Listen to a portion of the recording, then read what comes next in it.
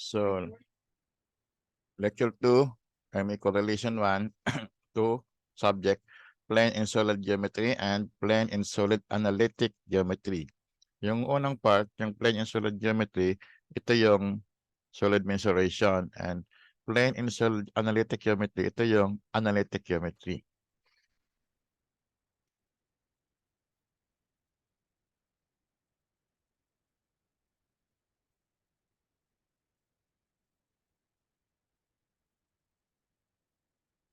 So, plane geometry. So, dito yung mga polygons. Polygons is a portion of a fluid bounded by a straight line. Okay? Yan. Ito yung mga boundary. Puro straight line siya. So, enclosed niya is a polygon ang tawag. The lines are called the sides. The points of intersection of the sides are the vertices. The angles of a polygon are the angles at the vertices.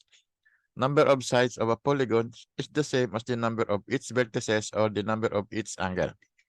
Exterior angle of a polygon is an angle without the polygon between one side of the polygon and another side prolonged. So, dito sa kabilang side. Okay. Sa labas, exterior. So, polygons, common polygons, meron tayong three-sided polygons, which is rectangle. A four-sided polygon is a quadrilateral.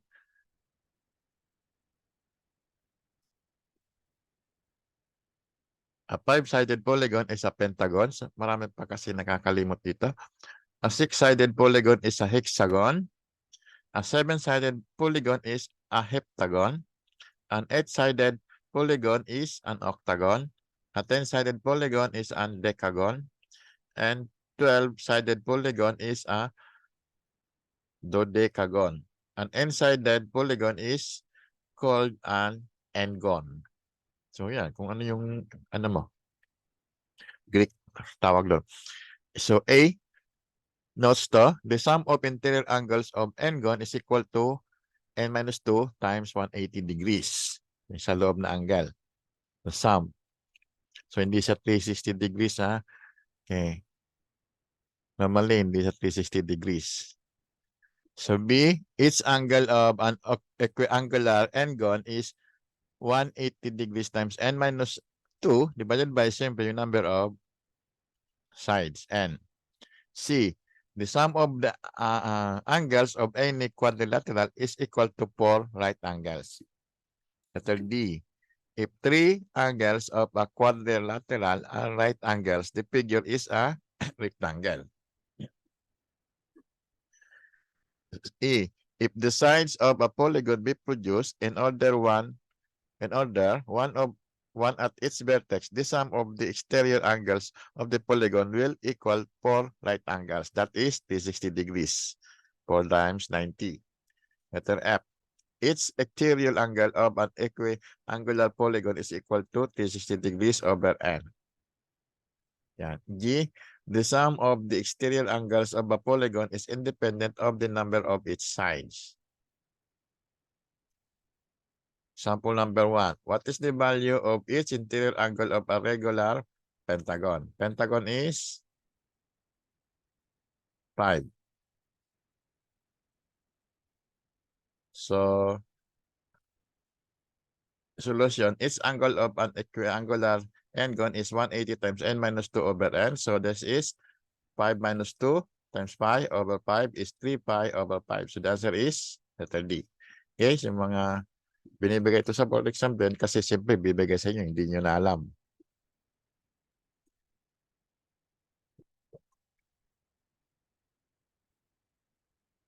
Circles. Sector, yan, is the part of a circle bounded by 2 radii, dalawa, and their included arc. Yung hindi included ito sa labas.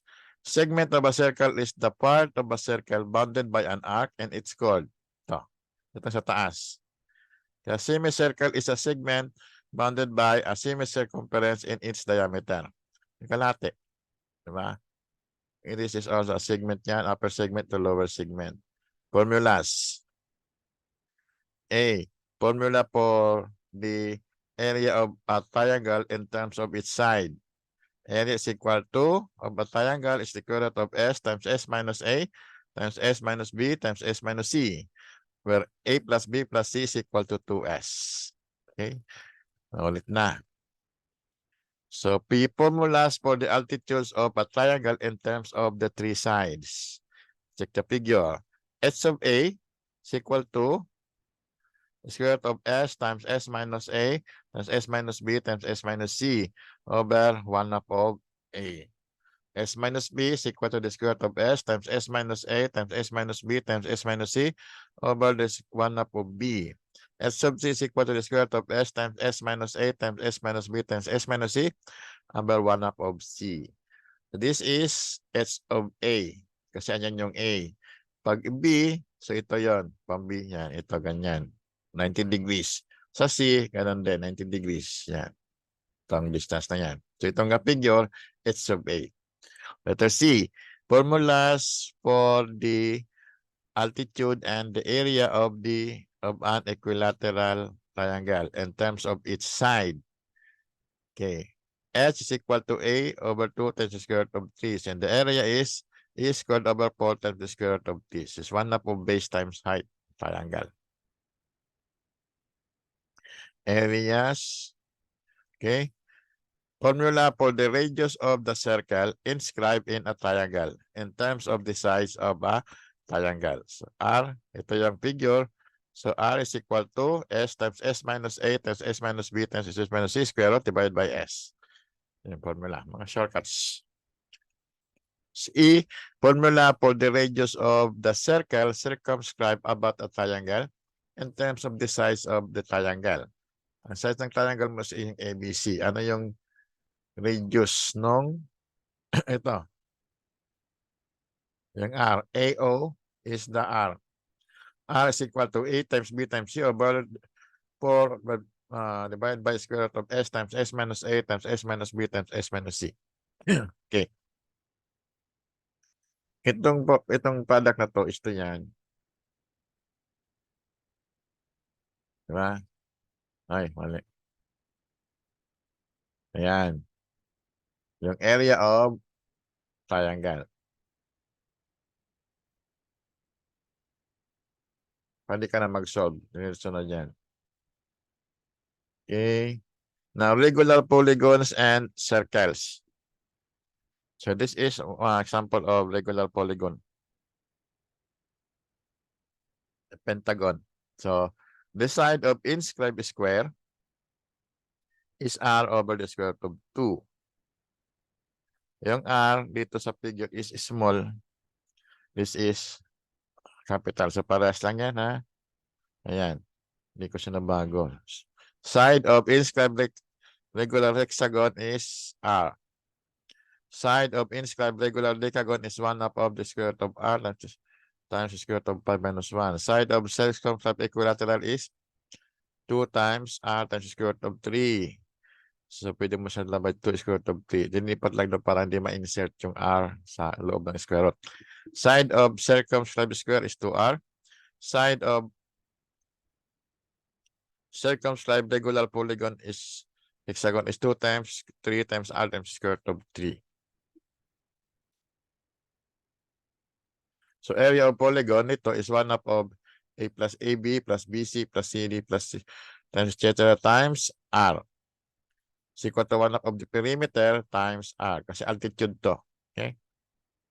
R. So, ito naman sinabi dito, side of inscribed square. So, inscribed, pag may pinasok ka dito, sa circle,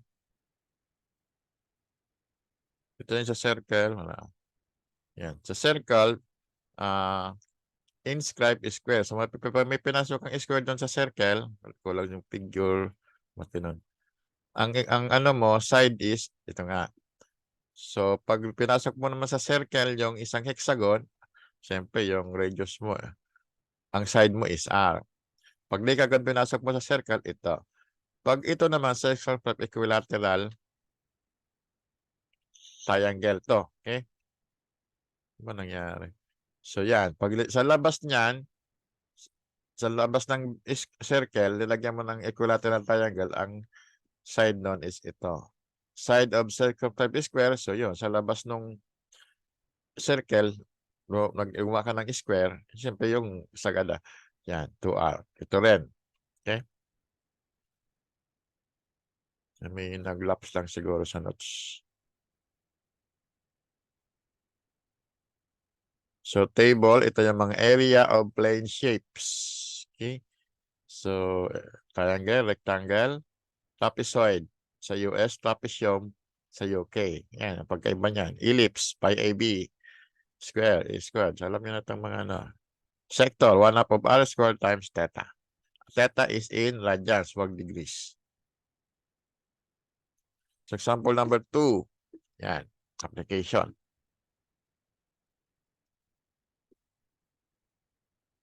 What is the area in square centimeter of the circle circumscribed about an equilateral triangle with a side 10 centimeter long?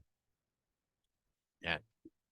A circle circumscribed. So, napakapaikot sa isang equilateral triangle. So, sa figure, ito lang nakukumpigure pa rin ng mag-drawing. Ibig sabihin, equilateral, A, B, C are equal. Okay? Yan. Solution. R is equal to A times B times C over 4 over the square root of S times S minus A times S minus B S minus C square root. So, magiging equal to A, B, C equal, magiging A cube over 4 over the square root of S times S minus A cube square root. So, where S is equal to 1/2 of A plus B plus C or 3 over 2 of A, substitute. So, R is equal to A cube over 4 over 3 half A times 3 over 2A minus A cube is equal to 0.5774A. So, A is 10.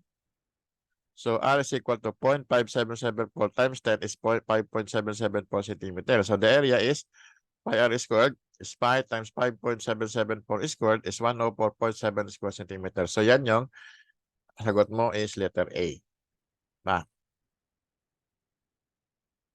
Sample number 3. A regular hexagon with an area of 93.53 square centimeter is inscribed in a circle. The area and the circle not covered by the hexagon is not covered. Itong sa labas. So, ito yan. Hexagon inscribed in a circle. So, sa loob siya ng circle. So, ang tinatanong dito is yung area itong sa labas. So, simple, kunin mo yung area ng circle minus area ng polygon. So, area of polygon, solution, 1/2 of AB plus BC plus CD, etc. is times R. So, given yung R kasi, makukuha mo yung R pala. Is 1/2 of P times R. So, 1/2 of 1, 2, 3, 4, 5, 6 times yung radius mo,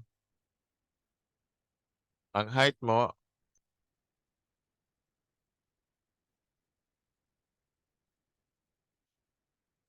ang perimeter mo is 6 times ito, itong side na to, ilan? Since this is 30 degrees, so makukuha mo yung 30 kalahati. So, R times sine of 30, ano? Yan. Times 2. Kaya 2R sine 30. And ito naman is R times cosine theta. Ito, yung altitude. Okay? Is 93.53 centimeters squared. Solve for R is 6. Wait,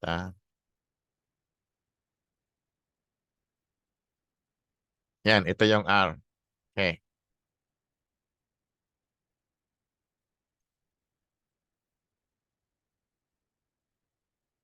So, yun. So, area is pi R squared is pi times 6 squared is 113.10. So, hindi ito yung sagot, Huwag nalagay ng answer. Ang answer is area not covered is 113.10 minus 93.53 is 19.57 centimeters squared.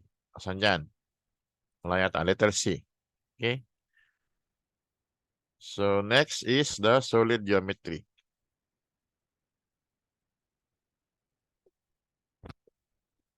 Silang yun.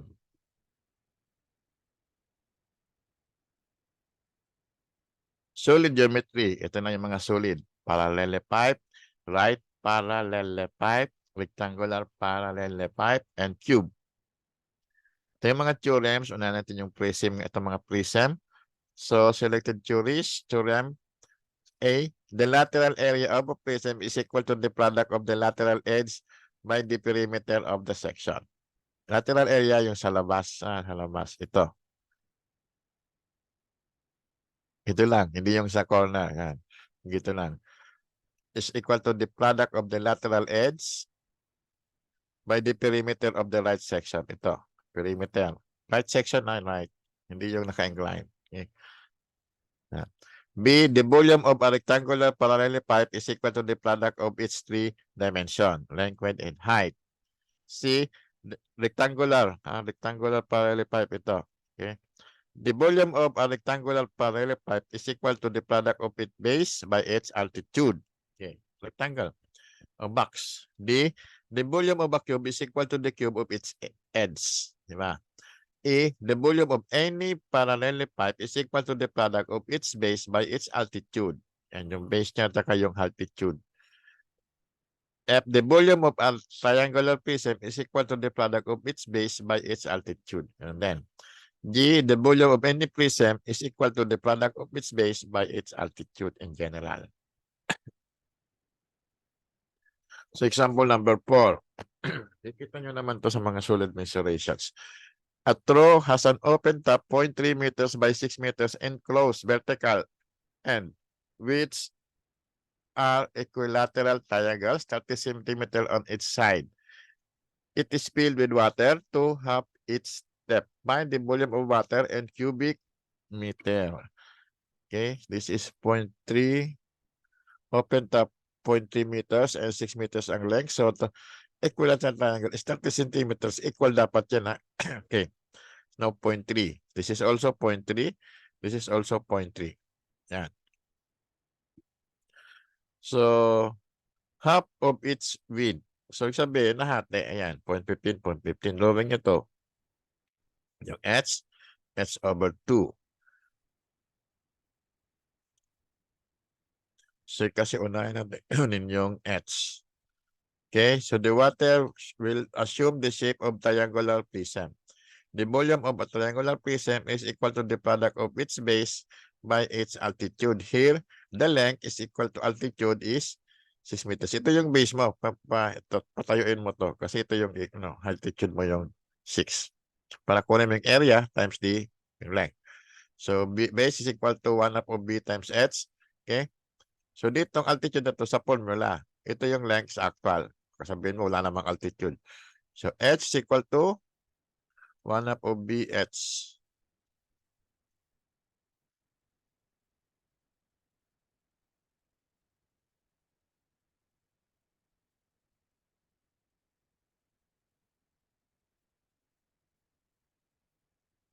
Base area is 1 half of base times height is 0.15. Kick note, h is equal to 0.15 times cosine 30 is equal to 0.1299. So may mali sa drawing. Ito yung h na to. Huwag na tong h. Ito na lang. Ito yung h mo. So b is equal to 2 times 0.15 times sine 30 is 0.15 meters. May mali sa kinopyahan. Na review ulit ito. Okay? Ubuk. Volume is equal to 1 half of 0.15 times 0.1299 times 6. Yung length. Ito yung 0.1299. Ito yon kasi 0.15.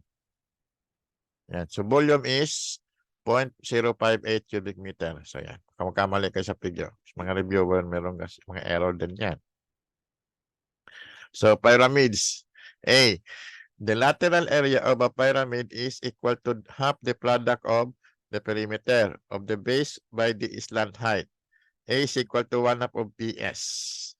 Yung area nito times the slant height. Ano yung lateral area nga? Ito yung sa paikot. Kung mo yung base. B, that is total area yan. Surface area. B, the lateral area of the frustum of regular pyramid is equal to half the sum of the perimeters of the bases multiplied by the slant height. 1 half of P times plus P times S. The small letter P, itong small. I-add mo to. Total length, perimeter. Ito naman sa baba. Times the slant height. Now, the volume of a triangular pyramid is equal to 1/3 the product of its base by its altitude. A is equal to 1/3 of BH. The letter D, the volume of any pyramid is equal to 1/3 of the product of its base by altitude. So yan. A is equal to 1/3 plus base times height. Okay, kahit nakatabing isa, kunin mo yung area nito, kunin mo yung height, yun na yun. Oh, this is volume. Okay?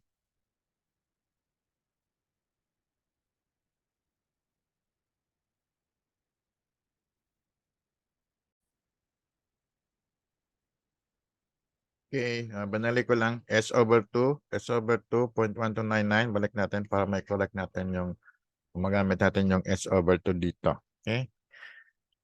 So, balikan nyo na lang. So, this is now the area. Meron pa tong mga notes, mga definition ng other pyramids. Di ko na sinama. Check nyo na lang mga types of pyramids. Ito. Pyramids, rectangular, regular pyramids, truncated pyramids, and custom of pyramids. Di ko rin nabago to.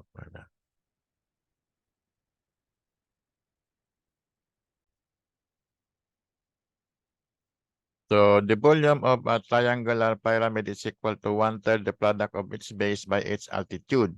Okay, ito B. And the volume of any pyramid is equal to the 1/3 the product of its base by its altitude. B is equal to 1/3 of BS. Yan, kahit mag-yema style pa yan. Yan.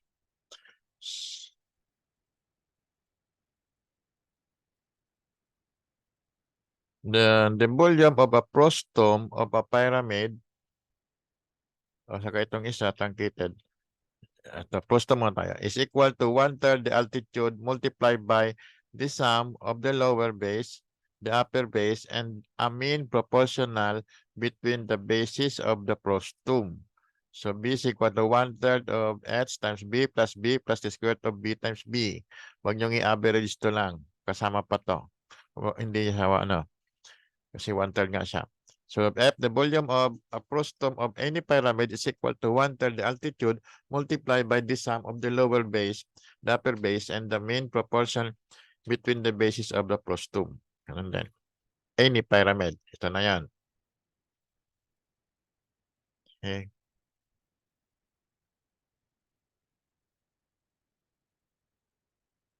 Now, the volume of truncated pyramid is equal to the product of the base by the 1/3 of the sum of the altitude drawn to the base from the vertices opposite to the base.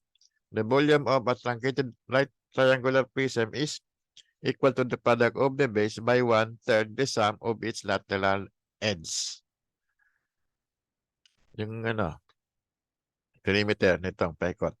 The volume of any truncated triangular prism is equal to the product of its right section by 1/3 the sum of its lateral edges. Okay? J, in any polyhedron, the number of edges increased by 2 is equal to the number of vertices increased by the number of faces. E is the faces. Yan. Yan. Face yan. Face, face, face, face, face. Yan. So, edges, ito 1, 2, 3, 4, mga corner. Ito, edges. Ito, ang edges pa ito yung line. Itong line na yan. Yan. Vertices, itong mga corner. So, yan ang relationship niya. A plus 2 is equal to B plus F. Ang klaseng polygon to. Ito na lang, 1. Yung edge mo, iniwalay. Iniwalay ito dito, dinugtong. Tapos, pinagdugtong-dugtong na. Okay. So, ito yan. 1. Yung edge mo, 1, 2, 3. Ang edge pala, 1, 2, 3, 4, 5, 6, 7, 8, 9, 10. Plus 2, 12. Yung vertices mo, 1, 2, 3, 4, 5, 6, 7, 8. Tapos, bases,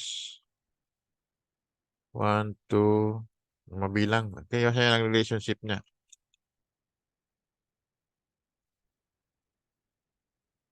Kaya yan ang relationship.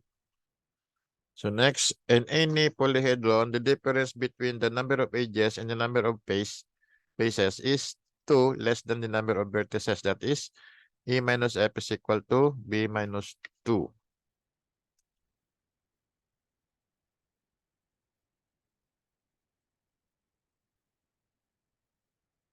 Okay, paras lang. So the sum of all face angle of any polyhedron is equal to the right angles multiplied by 2 less than the number of vertices. So this is S is equal to B minus 2 times 360 degrees. Yung face mo, face.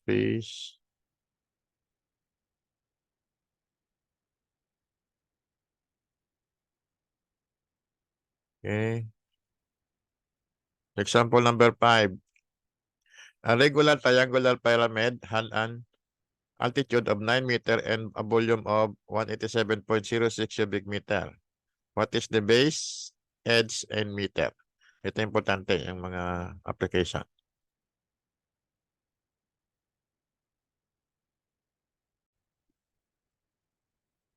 So, solution, the volume of a triangular pyramid is equal to 1/3 the product of its base by its altitude. So B is equal to 1/3 times base times height. So base area is 1/2 times x times cosine 30. Get. Ang base niya is 1, kunin mo yung isa, this is equilateral. So ano yung height nito? Is x times x over 2. Wait, bakit 1/3? Yung base area muna is a triangle. The 1/2 of dito x times yung height. Ito. So this is equal to x times cosine 30. So 0.433x squared. Next, gamitin mo itong equation. 187.06 is 1/3 of 0.433x squared times 9. So solve for x is 12 meters. So C. So regular and similar polyhedrons. Ito yung mga names ng polyhedrons. Merong regular tetrahedrons. Total number of faces is 4. Total number of faces at its vertex is 3. Kinds of faces, merong equilateral triangle. Ito. Regular hexahedron or a cube. 6 number of faces. Total number of faces. Then number of faces at its vertex is 3. So ang tawag dito is square. Rectangular octahedron is h is equal to 4. Then ang faces niya is equilateral triangle. Ito. Regular dodecahedron. So 12 total number of faces and number of faces at its vertex. Isang vertex niya sa tatlo, 1, 2, 3. Okay. Yan ibig sabihin. Ito pala, 2, 3. Regular pentagons. Yan. Ito naman isa is regular icosahedrons. That is equilateral triangles. Next, cylinders na tayo. Cylinders. Ito yung mga cylinder niya. Yung hindi enclosed, tawag dun is cylindrical surface. Ito naman is right circular cylinder na enclosed na siya. Oblique cylinder, cylinder of revolution. Okay. The lateral area of a right circular cylinder is equal to the product of the circumference of the base by an element. Lateral area is the circumference by an element. Element is to. Ang tawag yan sa sa mga cylinder, mabilog is element. Kasi ang dami niyan. Okay. Sa square, mga rectangle is sides or edge.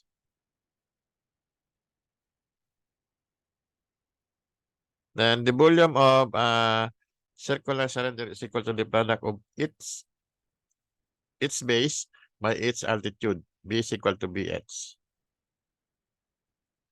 Cylinders, yung formulas, B is equal to area of base. S is equal to altitude. T is the total area of E is the element. L is the lateral area. B is the volume. C is the circumference of the base. R is the radius of the base. So the lateral area of light circular cylinder is L is equal to 2 pi R H. Total area of bright circular cylinder is 2 pi R times H plus R. Kaya ba yung bilog?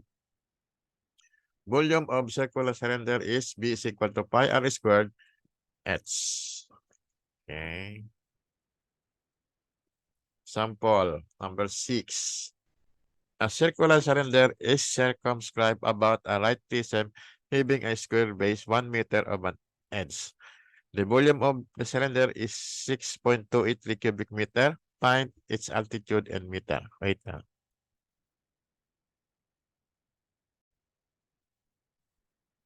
So, ito yung itsura niya. Ito yung itsura niya. So, this is a circular cylinder circumscribed about a right prism. Ito. Right prism yan. So, square base. Ito yung 1 meter and 1 meter. So, what is the altitude? If the volume of the cylinder is 6.283 cubic meter, yung volume. So, anong kunin mo namang kunin? So, volume is pi R squared H. R is equal to D over 2. This is equal to the square root of 1 squared plus 1 squared over 2 is equal to 0.7071. So, the volume, 6.283 is equal to pi times R. That's 0.7071 squared times H. So, H is equal to 4 meters. Diba? Simple lang. Cones. Conical surface yan. Right circular cones. Next topic natin, pupunta naman tayo sa surfaces. Oblique cones, cone of revolution, frustum of a cone.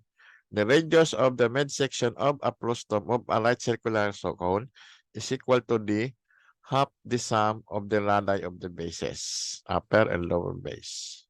Ito yung frustum. Yung ano nito is kalate. The lateral area of a right circular cone is equal to half the product of the circumference of the base by the slant height. Yan, 1/2 of CS. Lateral area itong sa labas. 1/2 of the circumference times the slant height. Kasi pag binuklat mo siya, ano siyang triangle.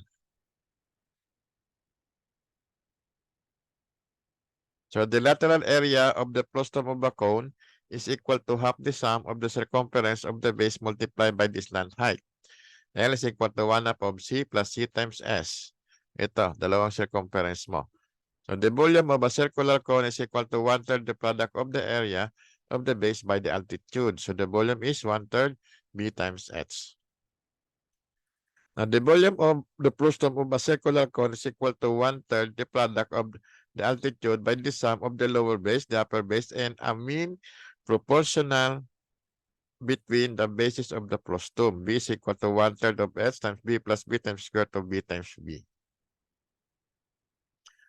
Formulas, ito yung mga B, area of base, mo letter B, area of less base, C, circumference of the base, C, circumference of less base, yung maliit.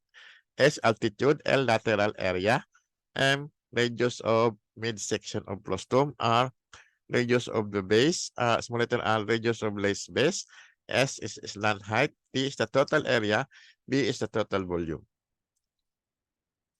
So, lateral area of right circular cone, L is equal to pi R S, slant height yun. Total area of a right circular cone is T is equal to pi R times S plus R, included na yung circle sa ilalim. Volume of circular cone is 1/3 pi squared H. Lateral area of frustum of right circular cone, L is equal to pi times R plus R times S, where or L is equal to 2 pi ms. Total area of frustum of a right circular cone is pi times is equal to R plus R squared plus R squared plus R squared. Small letter naman. Yung dalawang circle. Volume of frustum of cone is 1/3 of pi times H times R squared plus R squared plus R times R. Sample number 7. Ito yan. So, a conical vessel has a height of 24 centimeter and a base of 12 centimeter. It holds water to a depth of 18 centimeter above its vertex. Find the volume of its content in cc. Sarang gawa ko lang to. Okay? So, ito yung picture mo. So, R1, ito is 12 over 2. Radius 6 inches. H1 is 24 inches.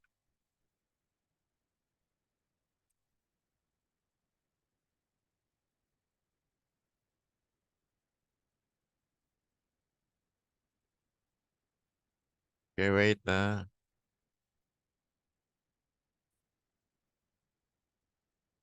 So, ito. H1 is 24 inches. H2 is 18 inches. So, baliktad lang. So, B1 is equal to 1/3 pi R1 squared, H1. B2 is equal to 1/3 pi R2 squared, H2. So, ratio mo yung R2 over H1 is equal to S2 over H1 dito. So, similar triangles, tawag doon. Di ba? Ito yung height, ito yung radius. So, gawa ka ng triangle, makukuha mo to. Then, B2 over B1, yung ratio niya kasi, yung volume is 1/3 pi R2 squared H2 over 1/3 pi R1 squared H1 is H2 cube over H1 cube. Cancel, cancel, cancel, cancel. Ito naman, substitute mo tong ratio na yan. So, lalabas ito. Then, substitute mo na B2 over 1/3 of pi R1 squared H1 times H2 over H1 cube. So, ito magiging equation mo. Substitute values. B2 is equal to 1/3 of 18 over 24 cube times pi times 6 squared times 64. 6, kasi yung R1 ang ginamit mo, is 381.7. So, letter B. Okay? Gawa ko lang yata yan. Now, sphere.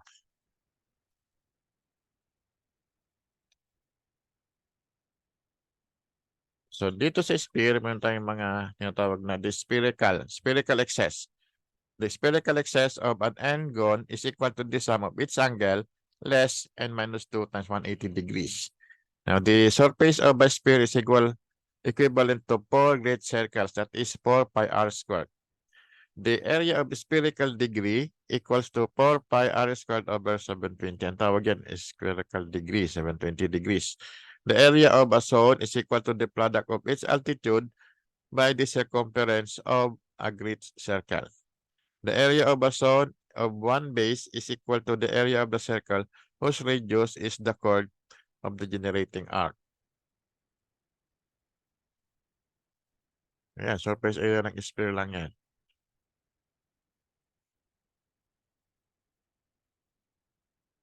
So, area of zone, yung kinat mo doon sa, sa sphere.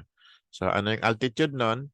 Then multiply the circumference of a great circle. Yung circle doon sa yung pinakamaling circle.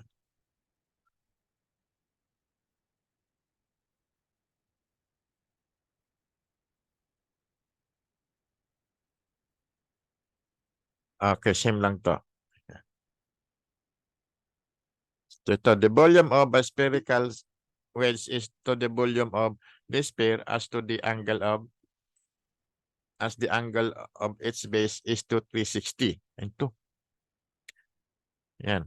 The volume of a spherical sector is equal to the 1/3 the product of the zone by its base by the radius of the hemisphere.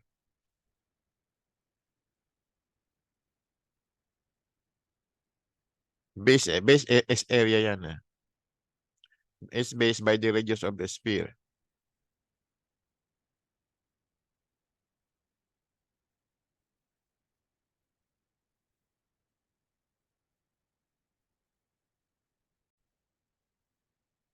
Okay, balik tayo. So, end zone, ito yung pag pinag-visualize mo yung sphere parallel, ang tawag ng isa doon is zone. So, the area of zone is equal to the product of its altitude by the circumference of a great circle. Yung great circle is yung mismong sphere. Okay? So, the area of zone of one base is equal to the area of circle whose radius is the chord of the generating arc.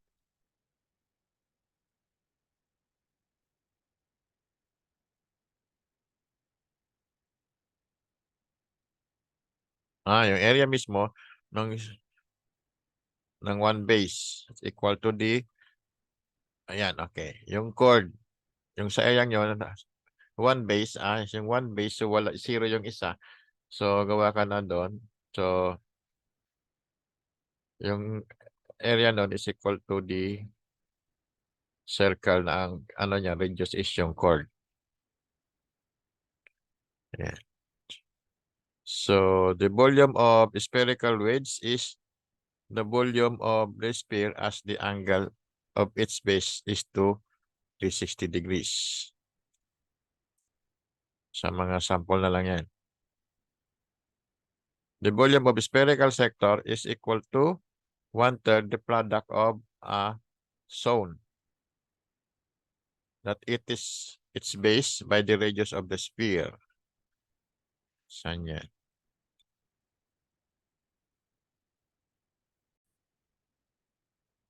So, wala tayong picture sa lecture natin ito, sa reference. So, later na, pag nag-revise na to. So, the volume of spherical wedge, ito yung spherical wedge, ito yung isni-slice mo. Isang apple. So, ini-slice mo siya ng patayo. Yan. Spherical wedge yun. So, siyempre, ang volume mo, kung ano yung angle nun, divide mo ng 360 in degrees, multiply ng volume ng sphere. Yan ang volume nun. So, the volume of spherical sector naman, ito yung trumpo. Trumpo, di ba? May bilog sa taas, tapos triangle sa ilalim. So, yan. Is equal to 1/3 the product of the zone.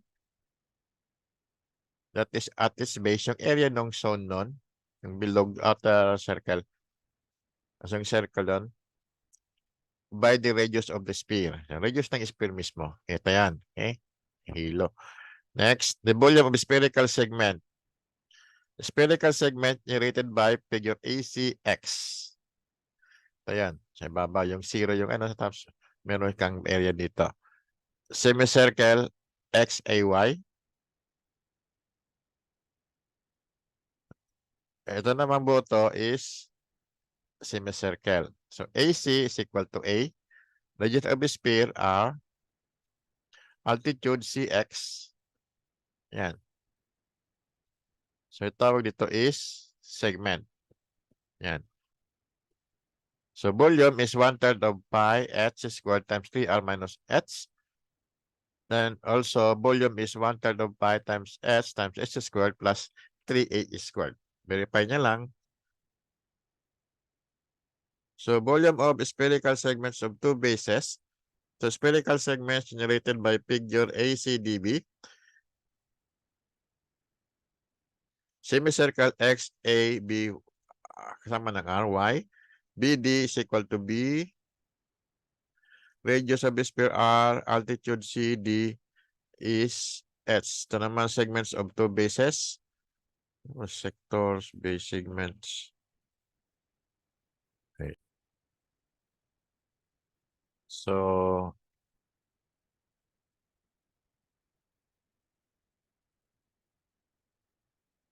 segments, sectors.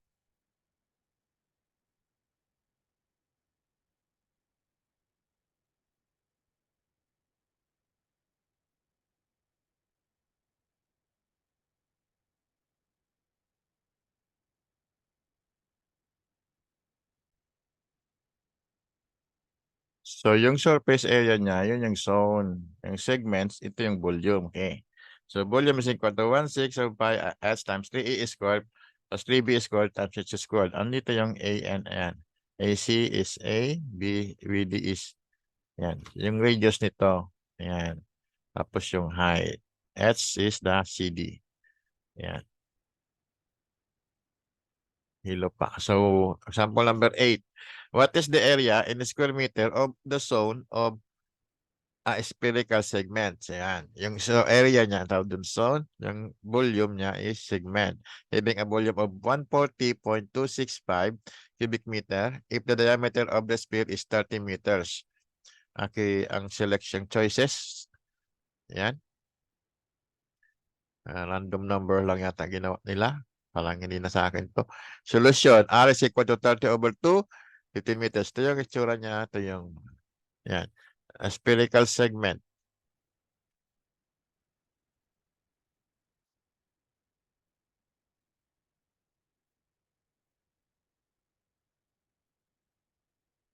B is equal to 1/3 of pi h squared times 3r minus h. Substitute 1470.265 is 1/3 of pi times h squared times 3 times 15 minus h. So 45 h squared minus h cubed is equal to 1406. Subsolve, h is 6. Okay? Pag nag-negative siya, huwag mo kukunin. Alanganin. So, wala. Hindi qualified.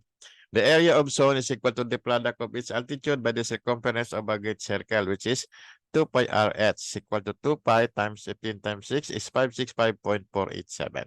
Yeah. Next. Plane analytic geometry. So, out muna tayo dito. Separate natin tong video.